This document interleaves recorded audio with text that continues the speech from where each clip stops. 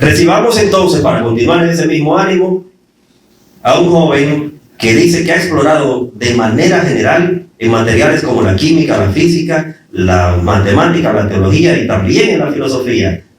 Néstor de Jesús Lizardo. Buenas tardes, mi nombre es Néstor de Jesús, como ya se mencionó. ¿Se puede? Mi nombre es Néstor de Jesús y me complace estar aquí. Mandar un saludo especial a mi madre, a mi amigo Diego Pérez, que fue el que me dijo que puedo participar, que es un gran amigo de toda la vida, y a otro amigo también que me ayudó a practicar, Max Alexander, que quizás me vea en un futuro.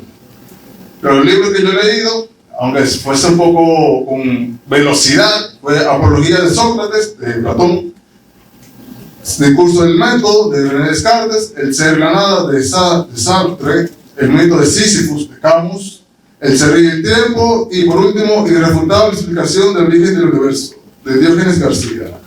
Oh, caramba. Es que yo lo conocí a él en la Feria del Libro, un libro de esos. El libro que yo elegí para discursar ha sido El discurso del método, de René Descartes. Ciertamente hay que entender el contexto en el cual nos estamos enfocando, en el siglo XVII, 1600 para arriba, en donde se acababa el Renacimiento, una época en la que ciertamente los conocimientos del pasado eran rechazados, puesto que observando posturas como la astrología o la teología que se tomaron como absolutas, en sus tiempos eran desmentidas, tal por el científico como Copérnico, que explicaba que el Sol no giraba alrededor de la Tierra, sino al revés.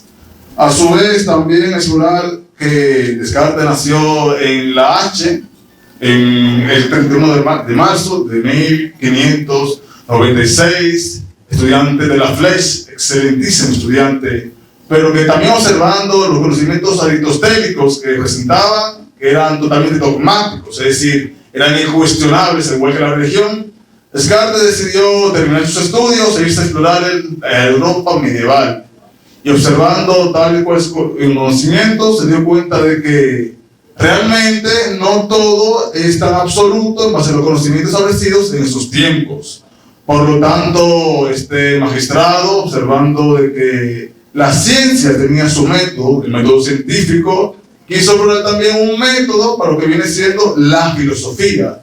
Por lo mismo tanto, se le conoce actualmente como el padre de la filosofía moderna e incluso de la ciencia moderna. Con ello, es importante entender qué observó Descartes para poder crear el método. Cuando él vio que todo que se había cementado anteriormente, por ejemplo las ciencias, estaba cementada en la filosofía, la misma estaba cimentada en opiniones de varios sabios, y la analogía que él daba era que la filosofía era como una casa construida por varias personas, que ciertamente con ciertos objetivos iban a ser un cimiento inestable. Por lo tanto, quiso destruir sus cimientos y crear uno estable, tal cual. Y por ello concluyó que el método era el siguiente.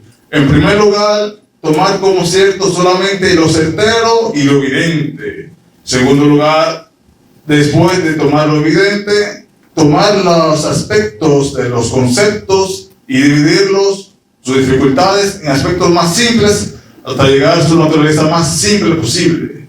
Por tercer lugar, tomar esos aspectos de naturaleza sencilla y a su vez construirlos para volver a los conceptos principales.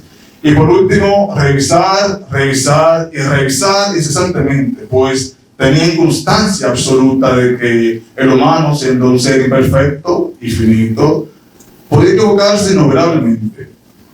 A su vez también llegó a un aspecto muy importante, incertidumbres y dudas, observando que aplicando su método, ni siquiera las matemáticas se salvaban de ser inciertas, puesto que ponía una parábola de un supuesto genio malvado, una entidad maligna con poderes desconocidos, capaz de alterar nuestro razonamiento y nuestros sentidos. Observó entonces de que sus sentidos les pueden mentir.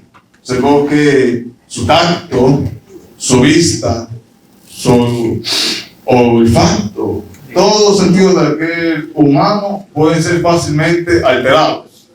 Por lo tanto, se dio cuenta que su cuerpo podía ser falso Y concluyó Néstor, lo siguiente. 20 segundos para concluir. Ok.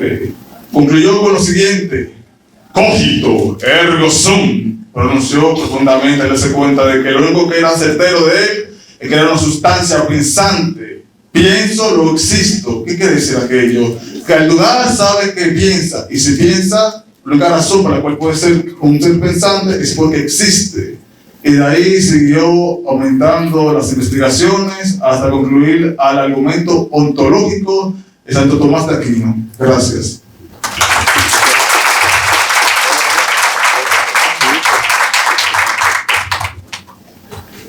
A propósito del cogito ergo sum y otros dos aspectos que usted, claro, por razones de tiempo no ha tocado, yo le voy a proponer que usted escoja una de esas tres cuestiones que le voy a plantear. La primera es la cuarta parte, donde él plantea la existencia de Dios, el argumento ontológico, si usted nos lo puede exponer, y de pasada decirnos qué le parece a usted una idea que rueda por ahí de calle en calle, que la gente tiende a pensar que los filósofos son ateos. Eso es lo primero. Sí. Lo segundo es si del cogito ergo sum, pienso, luego soy, se sigue necesariamente, como mucha gente interpreta también, que es que Descartes infería del pensamiento la realidad. Y lo último, para que usted escoja uno, es, usted ha expuesto muy bien la primera regla de la duda, el principio de la evidencia, la duda metódica, que está en la segunda parte. Pero usted recordará que en la tercera parte él plantea la moral provisional. Pero entonces la moral provisional comienza con un principio que resulta como paradójico, habiendo planteado ya, ¿verdad?, que es seguir en todo los principios de la religión que había tenido la oportunidad de haber sido criado. Escoja uno usted. Son cuatro, entonces. Uno, solo uno, el que le parezca mejor. Sobre la existencia de Dios. Por ejemplo. Ok.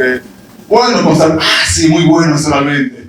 Descartes, observando de que solamente podía inferir de que su existencia, como sí mismo era una sustancia pensante, también se daba cuenta de lo siguiente, que él era un ser que duda. También entonces afirmó, por lógica, de que si duda es un ser imperfecto y finito. ¿Por qué? Porque al dudar, ¿qué es más perfecto? ¿Dudar o conocer? Y también a su vez, constatando de que tenía en su mente el concepto de infinito y de perfección, se dio cuenta que un ser finito e imperfecto, como era el res cogitans, que es la sustancia pensante, no podía venir de él, sino de un ser perfecto e infinito.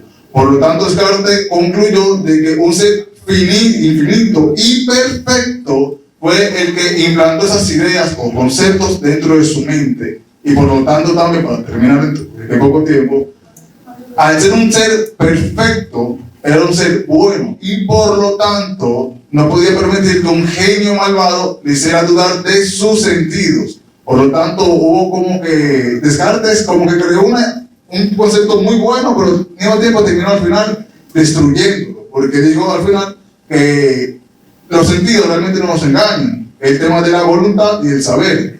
La voluntad es infinita y el saber es finito. Y cuando la voluntad se extiende más que el entendimiento, pues ahí uno comete el error, que fue el planteamiento que él puso de la teoría del error.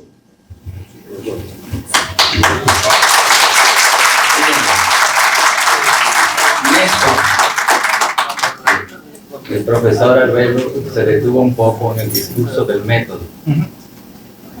Yo me voy a detener un poquito en algún aspecto de la apología de Sócrates. Tú sabes que hay varias acusaciones que se le hacen a Sócrates.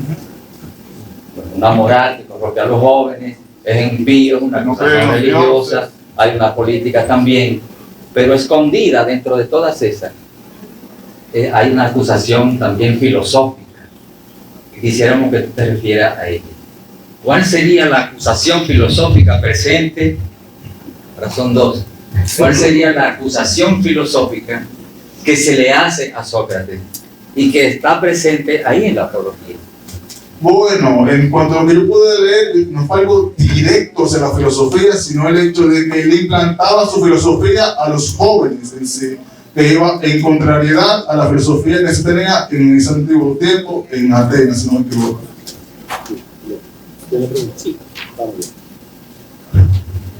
Mi pregunta con relación a Descartes y la duda. En Descartes, ¿esa duda que él plantea es perniciosa o beneficiosa en el proceso de la búsqueda de conocimiento y la investigación?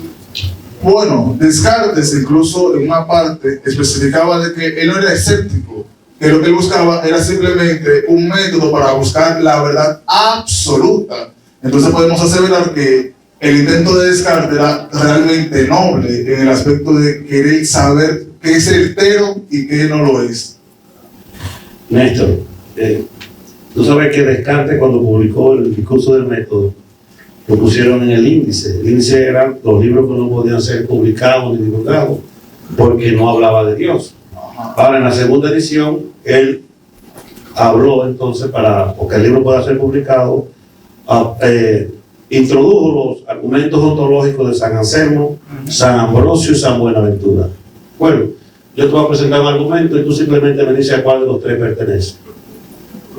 ¿De acuerdo? A ver si me acuerdo. Sí.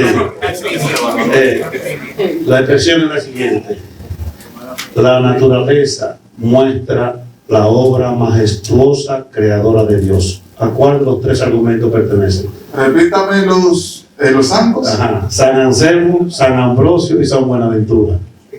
Yo sé que San Anselmo no fue, porque San Anselmo implementó fue el argumento ontológico, pero los otros dos ciertamente no los conozco, no lo he estudiado realmente.